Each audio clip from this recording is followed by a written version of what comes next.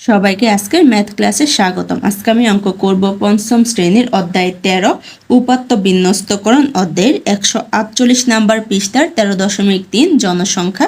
প্রথমে বলা হয়েছে 2011 সালের জরিপ অনুযায়ী বাংলাদেশের জনসংখ্যা প্রায় 14,30,00,000। ক সারণীতে 7 বিভাগের জনসংখ্যা এবং খ সারণীতে প্রতিবেশী দেশগুলোর জনসংখ্যার উপাত্ত দেওয়া আছে। ক সারণীতে লিঙ্গ এবং বিভাগ বেদে জনসংখ্যা হাজারে দেওয়া আছে।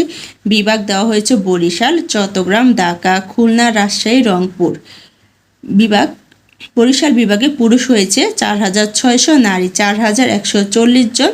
চট্টগ্রামে 13,763 জন পুরুষ, 14,316 জন নারী। ঢাকাতে 23,814 জন পুরুষ, 22,915 জন নারী। খুলনাতে 7,782 জন পুরুষ, 7,781 জন নারী। রাজশাহীতে 9,183 জন পুরুষ, 9,146 জন নারী। রংপুর 7,824 জন পুরুষ, 7,840 জন নারী। সিলেটে 4,882 জন পুরুষ, 4,925 জন নারী দেওয়া হয়েছে। বাংলাদেশে মোট পুরুষ আছে 71,254 জন, নারী হচ্ছে 71,063 জন। উৎস হচ্ছে জনসংখ্যা এবং আবাসন শুমারি 2011। খ সারণী 2010 সালে বাংলাদেশের প্রতিবেশী দেশসমূহের জনসংখ্যা। দেশ হচ্ছে থাইল্যান্ড, জনসংখ্যা হচ্ছে 6,18,00,000। মায়ানমার 5,05,00,000। শ্রীলঙ্কা 2,04,00,000।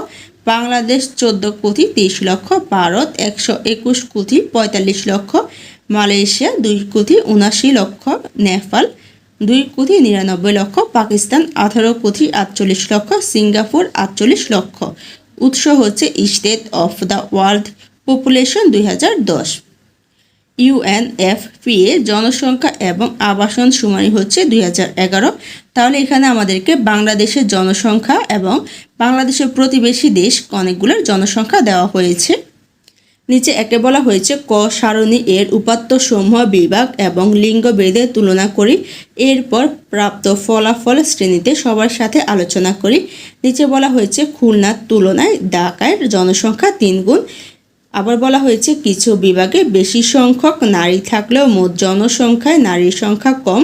তাহলে এখানে দেখো খুলনার তুলনায় ঢাকাতে কিন্তু 3 গুণ জনসংখ্যা দেওয়া হয়েছে। আর আমাদের নারীর সংখ্যা বেশি থাকলেও কয়েকটা জেলায় মোট কিন্তু নারীর সংখ্যা পুরুষের থেকে কম। তারপর বলা হয়েছে খ সারণীতে উল্লেখিত বিভিন্ন দেশের উপাত্তসমূহ তুলনা করি এবং প্রাপ্ত ফলাফল নিয়ে শ্রেণীতে আলোচনা করি।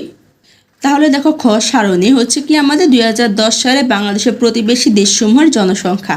তাহলে এই দেশগুলোর মধ্যে সব থেকে বেশি জনসংখ্যা আছে কোন দেশে?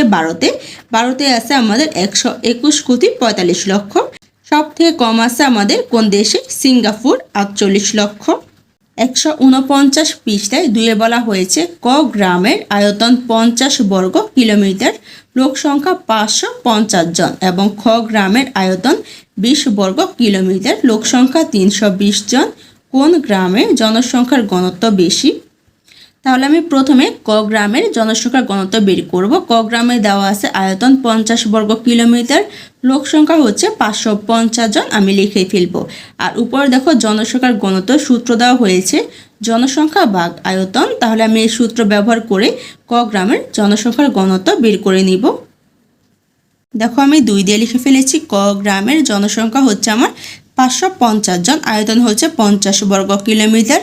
আর ঘনত্বের সূত্র হচ্ছে কি আমার জনসংখ্যা ভাগ আয়তন। তাহলে এখন আমি ক গ্রামের জনসংখ্যার ঘনত্ব বের করব। তাই আমি কি লিখছি? ক গ্রামের জনঘনত্ব। এখন আমি কি করব? সূত্র আন্দাজে মান বসাবো। সূত্র হচ্ছে কি আমার জনসংখ্যা ভাগ আয়তন। জনসংখ্যা দেওয়া আছে 550 জন, তাহলে এখানে 550 লিখে ফেলবো। ভাগ হচ্ছে কি আমার আয়তন, আয়তন হচ্ছে 50 বর্গ কিলোমিটার। তো এখানে আমি 50 লিখে দিব আর প্রথম ব্র্যাকেট দিয়ে আমি এখানে জন লিখে দিব। এখন আমি 550কে 50 দিয়ে ভাগ দিব। এখানে আমি 50 লিখে ফেলি আর কত হচ্ছে আমার 550। দেখো আমার এখানে 50 আছে, 55-এর মধ্যে কিন্তু যায় কয়বার? একবার। 50 থেকে 50, এখানে আমি বিয়োগ দিব। 5 থেকে 0 গেলে 5-এ 5 থাকে, 5 থেকে 5 গেলে থাকে 0। 0 বসানো লাগে না। 5 আমার 50-এর মধ্যে যায় না, কারণ 5 হচ্ছে 50 থেকে ছোট। তাহলে এখানে তো 0 বাকি রয়েছে, আমি নামিয়ে দিব। 50 আমার 50-এর মধ্যে কয়বার যায়? একবার। তাহলে এখানে 1 লিখে ফেলবো। এখানে আমি 50 লিখে দিব। তাহলে আমার ভাগফল কত হয়েছে 11। তাহলে এখানে ঘনত্ব হচ্ছে কত 11 জন। আমার ক গ্রামের জনসংখ্যা ঘনত্ব হচ্ছে কতজন 11 জন বের করা শেষ। এখন আমি খ গ্রামের জনসংখ্যার ঘনত্ব বের করব। খ গ্রামে আয়তন দেওয়া আছে কত 20 বর্গ কিলোমিটার, জনসংখ্যা দেওয়া আছে 320। তাহলে আমি এই তথ্যগুলো লিখে ফেলবো আর জনসংখ্যার ঘনত্বের সূত্র দিয়ে আমি জনসংখ্যার ঘনত্ব বের করে নিব। আমি লিখে ফেলেছি খ গ্রামের জনসংখ্যা হচ্ছে 320 জন, আয়তন হচ্ছে 20 বর্গ কিলোমিটার। খ গ্রামের ঘনত্ব দেখো, জনসংখ্যার ঘনত্ব সূত্র আমি প্রথমে লিখে নিয়েছি, তাই এখানে লিখিনি। ঘনত্ব সূত্র হচ্ছে কি আমার জনসংখ্যা ভাগ আয়তন। জনসংখ্যা দেওয়া আছে আমার 320 জন, আমি লিখে ফেলবো 320 জন, ভাগ হচ্ছে কি আমার আয়তন। তাহলে আমি ভাগ দিয়ে আয়তন হচ্ছে কত 20 লিখে ফেলবো। প্রথম ব্র্যাকেট দিয়ে আমি জন লিখে ফেলবো। এখন আমি কি করব, 320কে 20 দিয়ে ভাগ দিব।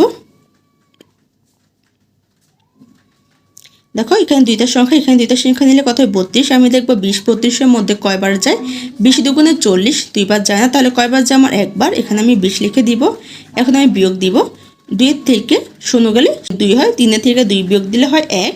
12 আমার 20-এর মধ্যে যায় না, তাহলে এখানে তো 0 আছে, আমি নামিয়ে নিব। তাহলে কত হয় আমার 120। 20 আমার 120-এর মধ্যে কয়বার যায় 6 বার, 6 20-এ 120 হয়। বিয়োগ দিলে কত হবে আমার 0 0, 2 থেকে 2 গেলে থাকে 0, 1 থেকে গেলে থাকে 0, প্রথম 0 লেখা লাগে না। তাহলে আমার উত্তর কত হয়েছে 16 জন। এখানে আমি লিখে দিব 16 জন। তাহলে আমার খ গ্রামের জনসংখ্যার ঘনত্ব হচ্ছে 16 জন। আমাকে প্রশ্নে বলা হয়েছিল কোন গ্রামে জনসংখ্যার ঘনত্ব বেশি। তাহলে দেখো ক গ্রামে জনসংখ্যার ঘনত্ব হচ্ছে 11 জন আর খ গ্রামে জনসংখ্যার ঘনত্ব হচ্ছে 16 জন। তাহলে আমার খ গ্রামে জনসংখ্যার ঘনত্ব সব থেকে বেশি। আমি লিখে ফেলবো, আমি লিখে ফেলেছি খ গ্রামে জনসংখ্যার ঘনত্ব বেশি। তাহলে 2 এর উত্তর বের করা শেষ। 3-এ বলা হয়েছে নিচের সারণীতে বিভিন্ন বিভাগের জনসংখ্যা আয়ত্ত এবং ঘনত্ব দেওয়া আছে। তাহলে দেখো বিভাগ হচ্ছে আমাদের বরিশাল, চট্টগ্রাম, ঢাকা, খুলনা, রাজশাহী, রংপুর, সিলেট। জনসংখ্যা হাজারে দেওয়া আছে 8,146, 28,079, 46,729, 15,563, 18,329, 15,664, 9,807। মোট হচ্ছে কত 1,42,317। আয়তন আছে কিসে বর্গ কিলোমিটারে 13,297, 33,771, 31,120, 22,272, 18,197, 16,317, 196। মোট হচ্ছে 1,47,570। ঘনত্ব প্রতি বর্গ কিলোমিটার এ লোক সংখ্যা হচ্ছে আমাদের 613, 831, 1,502, 699, 1,007, 960, 779। তাহলে মোট হচ্ছে কত আমাদের 964। নিচে আমাকে একে বলা হয়েছে কোন বিভাগের কত বলা হয়েছে জনসংখ্যা সবচেয়ে বেশি। খ আয়তন সবচেয়ে বেশি, গ হচ্ছে জনসংখ্যার ঘনত্ব সব থেকে বেশি। তাহলে ক হচ্ছে জনসংখ্যা বেশি। এখন আমি দেখবো আমার কোন বিভাগের জনসংখ্যা সব থেকে বেশি। দেখো আমার ঢাকা বিভাগে কিন্তু জনসংখ্যা সব থেকে বেশি 46,729। খতে বলা হয়েছে আয়তন সব থেকে বেশি কোন জেলার। আয়তন থেকে কিন্তু সব থেকে বেশি হচ্ছে আমার চট্টগ্রাম জেলার 33,771। গতে বলা হয়েছে জনসংখ্যার ঘনত্ব সবচেয়ে বেশি কোথায়। তাহলে জনসংখ্যার ঘনত্ব আমার সবচেয়ে বেশি কোথায় দেখো ঢাকাতে 1,502। তাহলে আমি তথ্যগুলো এখন লিখে ফেলবো। দেখো আমি 1 দিয়ে ক লিখে ফেলেছি, জনসংখ্যা সবচেয়ে বেশি ঢাকা বিভাগে। খ হচ্ছে চট্টগ্রাম বিভাগে, আয়তন সবচেয়ে বেশি। ক হচ্ছে জনসংখ্যার ঘনত্ব সবচেয়ে বেশি হচ্ছে ঢাকা বিভাগে। তাহলে 1 এর উত্তর বের করা শেষ। 2-এ বলা হয়েছে খুলনার জনসংখ্যা সিলেটের চেয়ে বেশি, কিন্তু খুলনার জনসংখ্যার ঘনত্ব সিলেটের চেয়ে কম হওয়ার কারণ আলোচনা করি। তাহলে এখন আমি কারণ লিখে দিব। 2 দিয়ে আমি কারণ লিখে ফেলেছি। খুলনার জনসংখ্যা সিলেটের চেয়ে বেশি, কিন্তু খুলনার জনসংখ্যার ঘনত্ব সিলেটের চেয়ে কম, কারণ সিলেটের আয়তনের তুলনায় খুলনার আয়তন অপেক্ষাকৃত বেশি। 2 এর উত্তর বের করা শেষ। 3-এ বলা হয়েছে কোন বিভাগে মাথাপিছু জমির পরিমাণ বেশি। 3-এ বলেছে মাথাপিছু জমির পরিমাণ বেশি কোন বিভাগে। যে বিভাগে আমাদের প্রতি বর্গ কিলোমিটার ঘনত্ব কম, সেই বিভাগে আমাদের কি হবে মাথাপিছু জমি বেশি হবে। তাহলে সব থেকে বেশি ঘনত্ব কোন জেলায় কম, বরিশালে। বরিশালে আমাদের মাথাপিছু জমির পরিমাণ বেশি হবে, কারণ এখানে দেখো জনসংখ্যার ঘনত্ব কম, তাহলে জমির পরিমাণ বেশি। আমি এখন লিখে ফেলবো। দেখো আমি লিখে ফেলেছি 3 দিয়ে। উল্লেখিত সারণীতে বরিশাল বিভাগে প্রতি বর্গ কিলোমিটারে লোক সংখ্যা 613 জন তথা সর্বনিম্ন। তাই বরিশাল বিভাগে মাথাপিছু জমির পরিমাণ বেশি। আজকের ক্লাসটি এখানে শেষ। সবাইকে দেখার জন্য ধন্যবাদ। যদি আমার ক্লাসটি ভালো লেগে থাকে একটা সাবস্ক্রাইব করে দিও। ধন্যবাদ।